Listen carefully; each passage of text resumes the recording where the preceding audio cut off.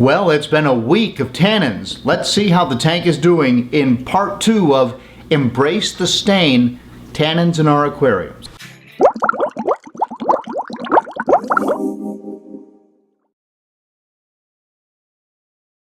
Oh, I see better color, I see more activity, my fish breed. I have a full-line pet store. I have fish tanks where I have Apistogrammas breeding. I have fry. I have lots of fun stuff going on. It's all because of that. That's part of it. I carry the big size in my store because my customers love this stuff. Hi everybody, John here with another Fincast, and we want to follow up this week with the Tannin Aquarium that we've been doing. We added all these what we call botanicals, basically leaves and pods from the rainforest, and then a bunch of driftwood. And of course you can see behind me this aquarium has got that what some people think is a beautiful tannin stain, a tea stain to the water, a tint if you will. And so we've got some fish swimming around, and it's been about a week, and we just kind of want to update the progress of this. But also in part 1 of this video, I talked a little bit about how I ordered all of this from Tannin Aquatics, and I did a really nice unboxing, but the part 1 video was starting to run a little long, so I held out the unboxing. But I want to show you exactly what's in this aquarium and how it arrived, and kind of the neat way that this is all evolving. So let's take a look at the unboxing. So I'm not going to lie, this whole botanical thing is all new to me. Here's a list of everything that I received, and I'll show you that in a close-up a little bit later on. But this is called the Enigma Pack. Came from Tannin Aquatics, comes with this nice bag, which everybody seems to love, and I do too. I can't decide if I want to use this for something or related to my aquariums, or maybe just carry my fly reels in it, because it's just kind of a cool bag. I have seen some people take all this stuff and put it in there and then boil it, which will work, but I don't know why that's any better than just boiling it directly without the bag, and then the bag isn't nice and clean anymore. So there you go, there's the bag. So here's the thing though, I mean, so this is an Enigma pack, and a friend of mine likes to say, yeah, that's an enigma wrapped in a riddle or a mystery. So this is all kind of new to me, and I don't know exactly what kind of leaves or pods I have. We can look at Tannin Aquatics has great information on their website, but those leaves all appear to be the same. These leaves are, man, look at the size of these things. They're thicker and they're bigger. So anyway, these pods I'm really excited about. Show you these because I feel like that Apistogrammas and other small cichlids will want to use these as breeding spaces. There's been some concern that you'll get dead water areas up in there where detritus can accumulate and kind of make bad juju in your aquarium, high nitrates and that kind of thing, and that is definitely a concern. Ted Judy, I'll give a shout out to Ted's Fish Room, which I was watching in preparation for this video, and I'll just say that Ted, number 1, you've got the coolest logo I've ever seen in the aquarium trade. Number 2, I'll say that Ted in his video cut the backs off of these so the water could flow through. I'm going to try not doing that, but ultimately I might. We'll see. Anyway, more cool stuff, more cool pods, places for the fish to hide underneath. I like all that. More leaves. These are those coconut pearls, which is from the coconut shell. These are neat little guys that Mike Tushinardi says he likes to bury in the sand. So anyway, we got all this stuff, and again, I can give you a list of what everything is. Right now I'm kind of seeing it for the first time. Look at that. That is I don't know what that is, but it's cool. So anyway, we're going to put it all in the pot and get it boiling, and eventually we'll get it in the fish tank.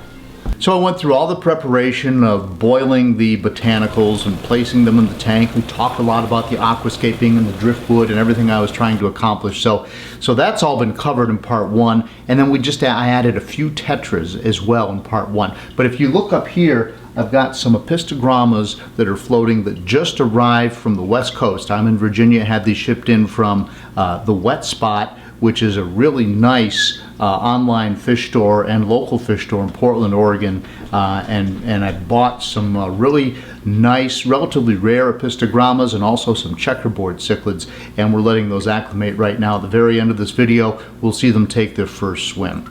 But let me update you first of all on the tank. I just tested the pH, and to my surprise, it was quite high. It was about 7.6. And I thought with all of the botanicals in the tank and the driftwood and everything that would bring the pH down, and maybe it will as they start to dissolve, but I was kind of surprised that it was as high as it is. The other thing I've done is I've added some plants to the aquarium.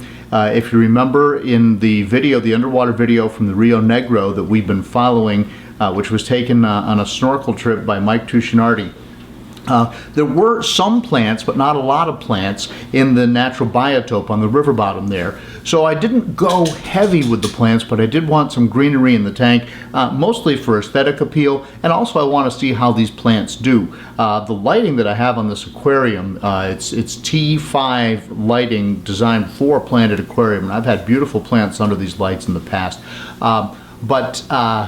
There's no CO2, and right now I'm not doing any fertilization, and with all that tint in the water, I'm wondering if the light can penetrate down to where the plants are. So I just want to kind of wait and see what happens with these plants. They may make it, they may not. I've got more if I need to start augmenting the fertilization and so forth, and then we'll cross that bridge when we get to it. But for now, there are just a few plants in the aquarium that I added since the last time I talked to you. I also spent a fair amount of time rearranging the botanicals just a little bit in anticipation of these dwarf cichlids arriving, because I wanted them to have caves, but I want the caves to be where I can see them going in and out.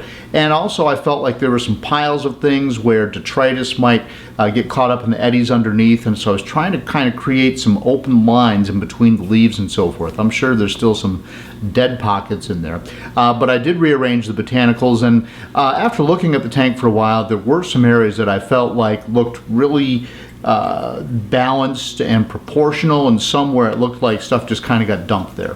And so in my mind's eye, I wanted to move them around just a little bit, so I did that. So I've been watching the tank very closely throughout the week, and the fish that are in there are doing great. I had added 2 axolotl cory catfish, and one of those died. I have no idea why, because everything else has been looking really happy and healthy. I've tested the water. There's 0 ammonia. I did a nitrite test, which would suggest that the tank is cycling, which I don't want it to because I already added the beneficial bacteria, and the tank is, there's 0 nitrites, so the tank is not cycling, so that's good.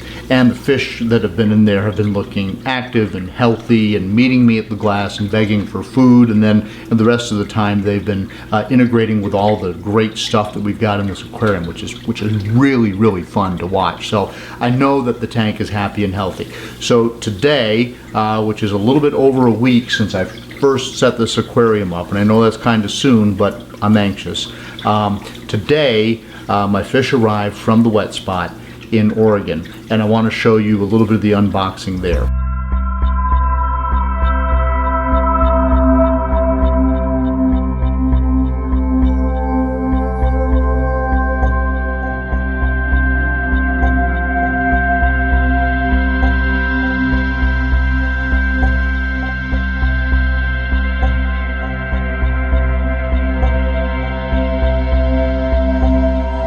So I had ordered 2 pairs of Apistogramma erythrura. I think I'm saying that right.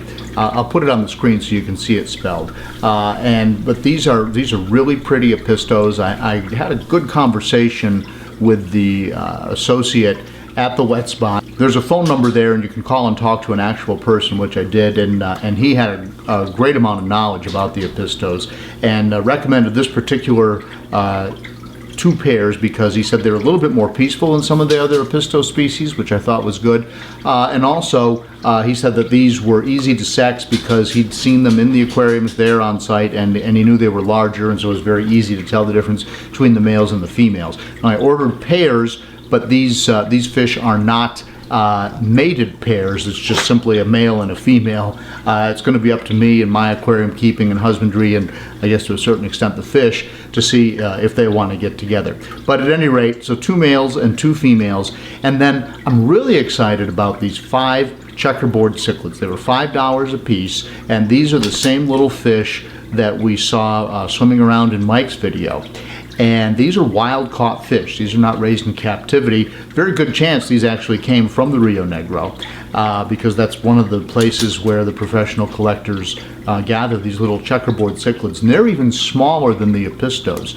But this aquarium is set up perfectly for them, and they live in the wild side by side with tetras and with the Apistos. But because they're wild caught fish, I'm a little bit concerned that they won't be able to adapt to the water parameters that we've already established in this tank. They would have liked it much more on the acidic side, and as I told you, we're at about 7.6 pH right now. But we do have the tannins in the water, which should feel natural. We have the botanicals in the water, which should give them places to hide and feel comfortable. And hopefully we can get these checkerboard cichlids to make it. But I am going to do sort of a lengthy acclimation process, specifically with those. The Apistos, by the way, were raised in captivity.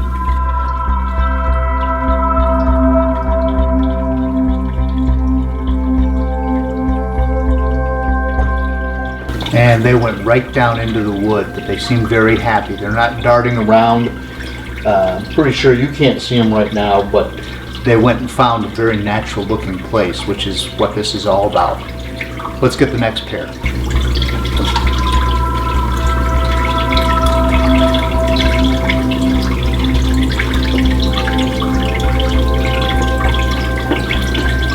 Okay, again with the little checkerboard cichlids, I was a bit concerned because they are wild caught fish, and wild fish tend to be harder to maintain in captivity. So I wanted to let them acclimate a little bit longer, but when you take a close-up look at them, you can see they're already swimming around in the bag, and that bag water is now about 3/4 my water and only 1/4 the water they came in. So we're going to assume that they are happy and that they are ready to go, so we're going to release the checkerboards now.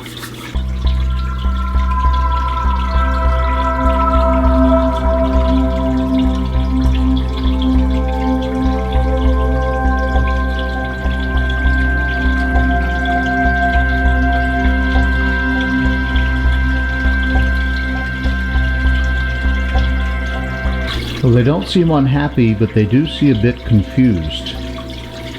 Kind of cool how they're all staying together. And they are known to sort of school more than most cichlids do. So we'll see what happens there. Okay, so there is a look at the Tannin Aquarium after a little over a week of being set up. By the way, it is still, it's not as cloudy as it was. When I look lengthwise through the tank, that's a 55-gallon aquarium with 4 feet of lengthwise. When I first set the aquarium up, I told you I could only see about this far if I looked down at the end, but now I can actually see all the way through to the other end. Just barely, but I can do that. Eventually, I will try adding some carbon to this system to see if I can clear it up completely or partially, and then we want to see, you know, if you can do it, number one, and then number two, well, how do I like it? Do I like it better than the stained water? And then, of course, more importantly, at some levels, how do the fish like it as well? But that'll be coming up, so we'll continue to track the progress of this. I'll show you a lot more about this particular species of Apistogramma and also the checkerboard cichlid, probably individual Fincasts on both of those fish, suiting that the checkerboards can adapt to my water parameters. And so that's all coming up as we'll watch this aquarium unfold in the future. That's all for now. I appreciate you watching. I will be posting some pictures on my Instagram account to show you some of these fish hanging out down in the botanicals, so just go on Instagram and search for Fincasters. And also I'll be posting some stuff on my Facebook page as well. That's Fincasters on Facebook. Just search there. Appreciate you watching, and I'll see you in the next Fincast.